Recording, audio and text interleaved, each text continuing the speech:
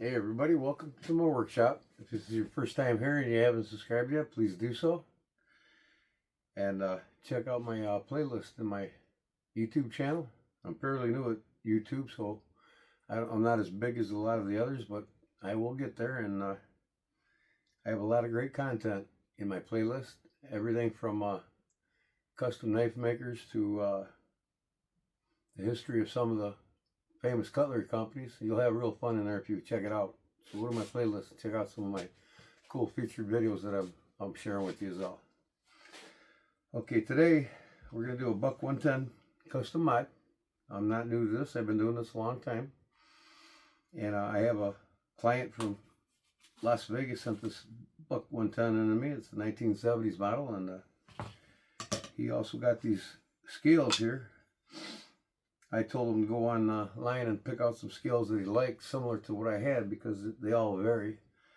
And he was so intrigued by the one that I did with the Pinecone scales, so he picked out the pine scales he liked, and this is what he sent me. So the fellow that makes these didn't do too good of a fine job with them, but I'll make them work. I'll sand them down and make them nice and flat and ready to go for the knife. Also, if you want one of these done, you can contact me here, leave a message in this video in particular, and I make these for people all over the country, and I custom mod them to the way you want them. There's tons of options. I have new buck 110s in the new leather sheaths from 2024, from 2016 to about 2024. You just tell me what knife you want, and we can set up an appointment and get you one made right away. Okay, this is this buck 110 the fellow sent in from Las Vegas. And as you can see here, it needs quite a bit of work done to it. He doesn't want me to modify it, put a new blade in it or anything. He's just fine with what it is for what I'm going to do to it. I'm going to carve the spine with a decorative vine finish. You really love that on my first video I did on one of these knives that you'll see on my page.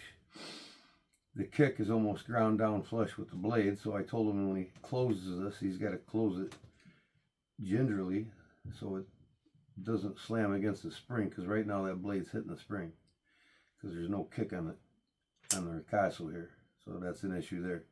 The other issue is there's a rough spot here and a rough spot here where the spring's actually tilted. It's a little high here and it's a little low there, so I'm gonna try, before I take this apart, I'm gonna grind it so it's a little more flush. A little bit, not much, just so it ain't so high here, and it's actually seating lower here, almost flush to the ricasso or the tang of the knife. So I'll take care of that issue, and then we'll get these beautiful Pinecone scales put on it. I'll select a part here that'll go on there nicely.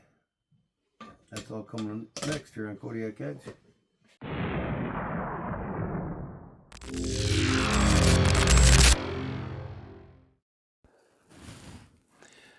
Okay folks, here we go. Here's this buck 110 from the 70s. As you can see, it's got a high point. On the left it's locked back spring, and in the front a low point. Up on the down here at the tang area, you can see there's no kick dropping down.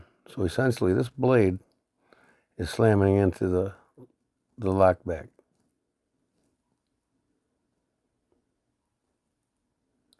Essentially the spring on the inside. And you can see that the tip itself has been ground down probably about a 1/4 inch or better. What it is, it's what the customer wants.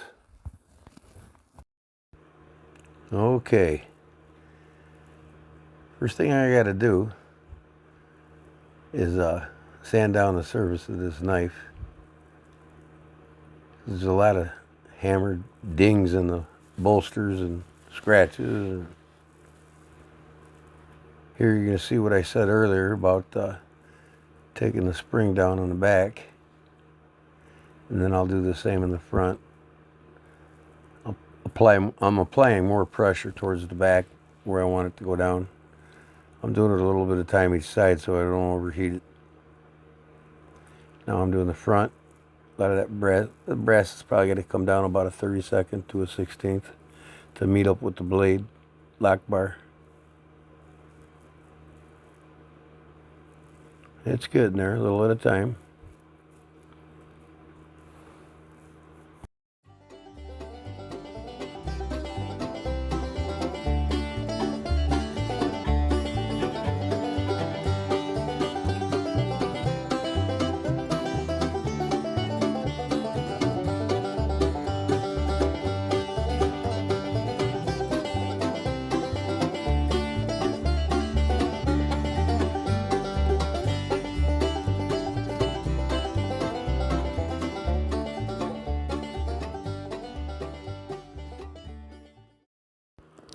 Okay, the rivet heads are almost gone. I'm using the Dremel tool here to get them down to the actual diameter of what they are before they went outside of the wood, so they're easier to take off.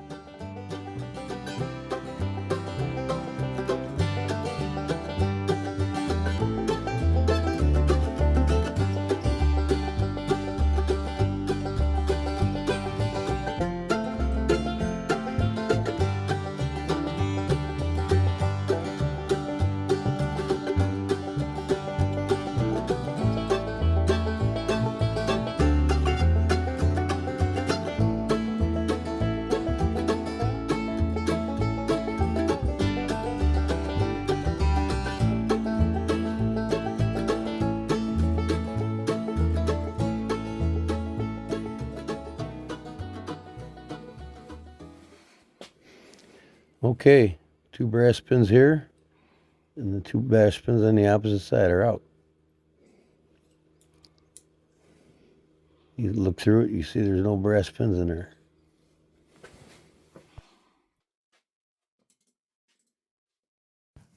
Okay, now it's time to temporarily pin in this one side only of this rocker lock.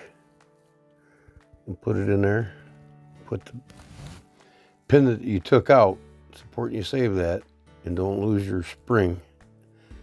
That spring loads the rocker lock bar. But put your pin that you took out, that came out of it, back into it.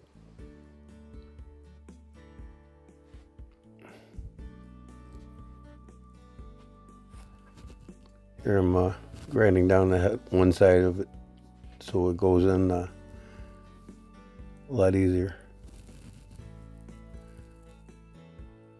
I got a notch on the anvil there, so when it goes through, it'll knock through, not pop back out. Line up the rocker lock bar. Takes a little finagling, but you'll get it. Push it in there. There it is. Now it's too long on the other side. It's got to be pinned down as well, but that'll be done after the blade's carved and ready to go for reassembly. So I'll take the Dremel tool and I'll cut that off within 1/8 of an inch from the brass liner. I'll try to hold this so I don't burn myself. It'll get hot, so watch your finger. You might want to use a glove here. Look, it's getting hot to me, but I'll just lay it down now and finish cutting it vertical.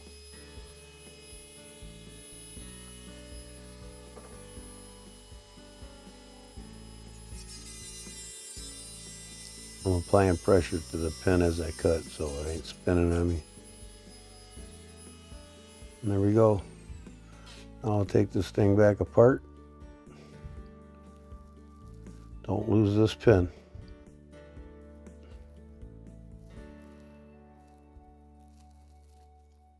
A little bit up above. Now I'll pin it when I'm ready, not now. But I'll take it back out. The spring's not in it, so the pin will come out easily. Put your hand underneath the anvil to catch it when it pops through. There it is. Now I can pull it out with my fingers. Take the rocker lock bar out.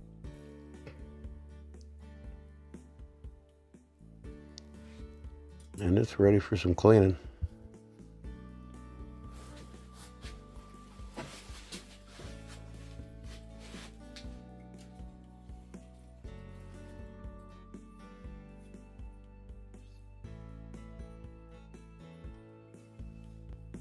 Okay, before I clean it though, I'm going to start carving on the rocker lock bar, and I'll do the blade itself where it meets.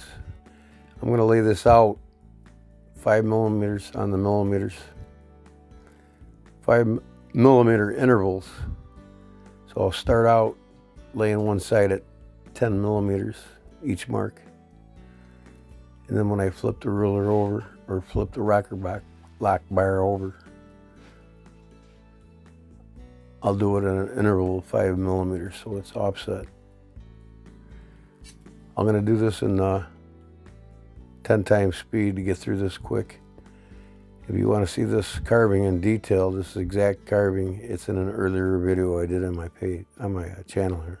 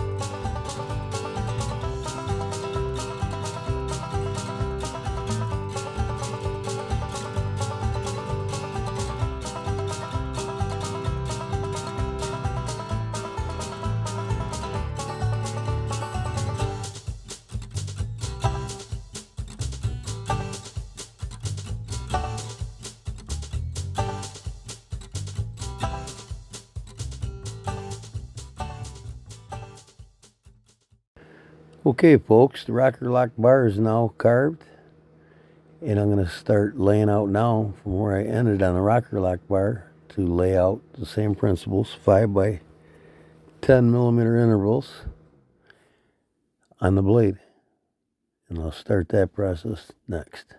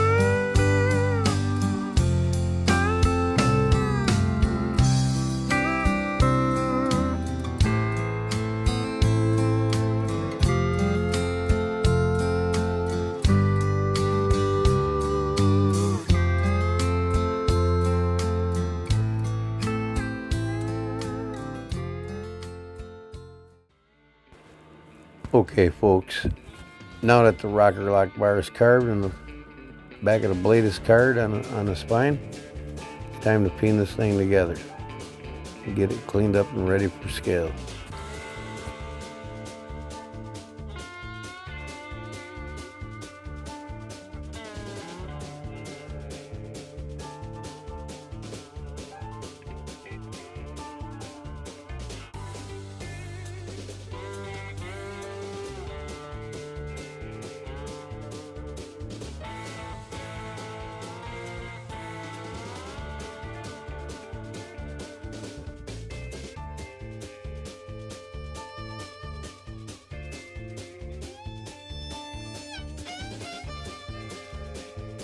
Okay, folks.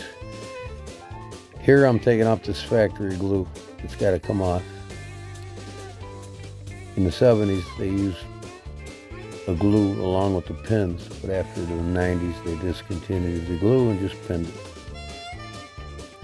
Also, the bevels are put in the newer models where the rocker lock bar goes, spring pin on the inside. For their newly added custom shop, but these 70s models didn't have a beveled pinhole.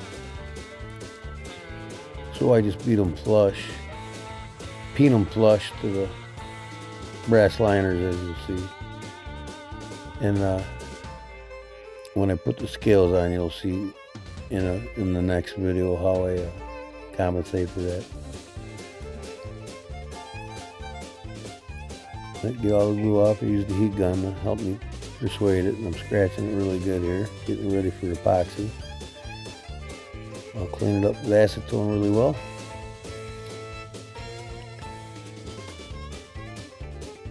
And then I'm going to put some dovetails in the bolsters on the inside. You'll see why here in a second.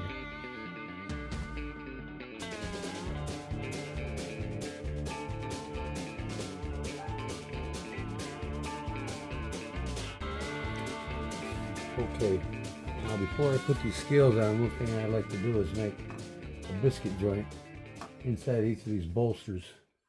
And I'll put the biscuit joint in the scales too, so when the epoxy cures in it, there's no way possible these scales to pop up off the knife. So you gotta be careful when you do this, and I use a Dremel with this cutting tool. I'll show you what it looks like when I'm done here. First I gotta plug it in.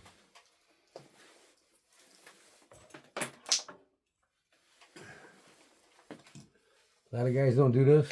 I started doing it after I had a couple scales pop on me. I haven't had a scale pop since.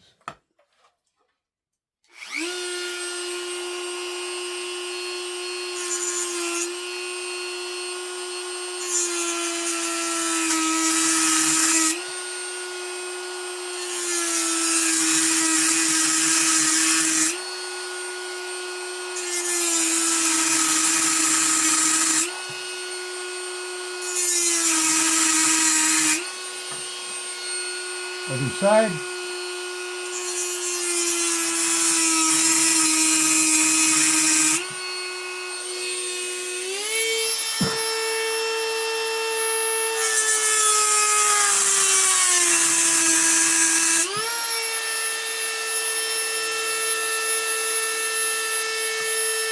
Turn it around to the other bolster.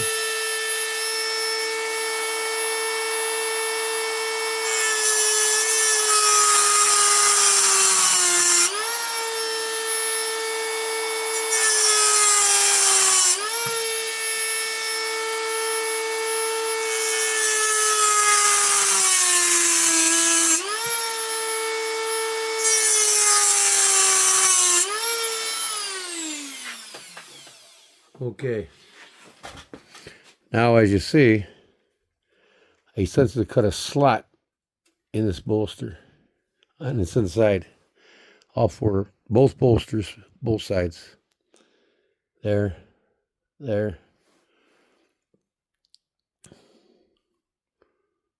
there, and there. Now I'll do the same to the scales. After I get these scales cut out, I'll have slots put in them after they're shaped and ready to go on the knife. They're nice and flat and ready to glue down. Once they're ready to glue down, then I'll put the same slots on each side of that. So I'll heavily fill the scale and these bolsters in this area with epoxy, and it'll ooze into each other. And when that dries, it basically creates a biscuit joint. So it doesn't want to pop up, because I'm not going to use these pins again. It's going to be seamless, and that's why this is buried in the knife. You can run this all the way through the knife if you want and not do these, or you can do them all, but in order to do all of these, the liner's got to be taken apart. That means you got to repin everything, and it's just a lengthy process. So I do this I don't know too many people that do it. If you know anybody, let me know. Maybe you could start doing it on your next mods. If you want to be assured that these scales won't pop up off of the brass liners, create a biscuit joint, and the epoxy dries, like I said, when it's rock hard, it won't want to. So, it's just how I do it. Okay, I'm going to tape off this blade and get ready for scales.